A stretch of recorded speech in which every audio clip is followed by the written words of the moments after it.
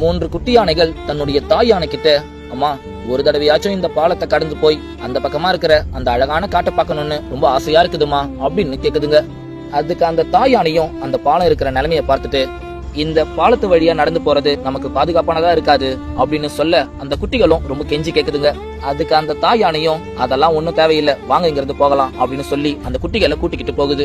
அப்ப அந்த 3 குட்டி யானைகளும், அம்மா எப்பவுமே நம்மள சந்தோஷமாவே இருக்க விட மாட்டாங்க அப்படின்னு கவலையா போகுதுங்க. இரவு நேரத்துல அவங்க எல்லாரும் தூங்கிக்கிட்டு இருக்கிறப்ப அப்ப அந்த 3 குட்டிகள் மட்டும் அவங்க அம்மாவுக்கு தெரியாம திருட்டுத்தனமா அந்த பாலத்து வழியா போகலான்னு சொல்லிக்கிட்டு போகுதுங்க.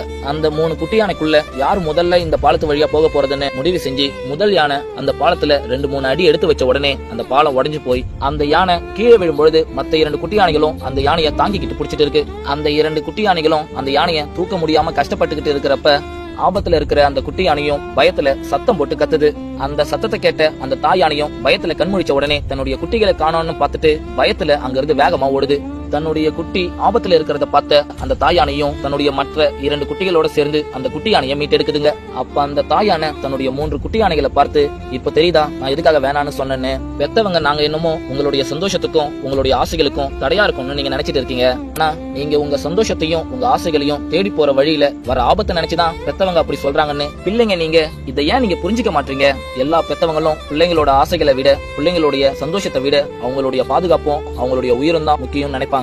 இப்ப வேணா அவங்க செய்யறது உங்களுக்கு தடையா இருக்கிற மாதிரி தெரியலாம். ஆனா நீங்க வருங்காலத்துல ஒரு தாய் ஸ்தானத்துக்கோ இல்ல அப்பா ஸ்தானத்துக்கோ வரும்பொழுதுதான் அவங்க ஏன் இப்படி பண்ணாங்கன்றதையே நீங்க புரிஞ்சுப்பீங்க. இந்த குட்டி ஸ்டோரி பிடிச்சிருந்தா மறக்காம லைக் பண்ணுங்க.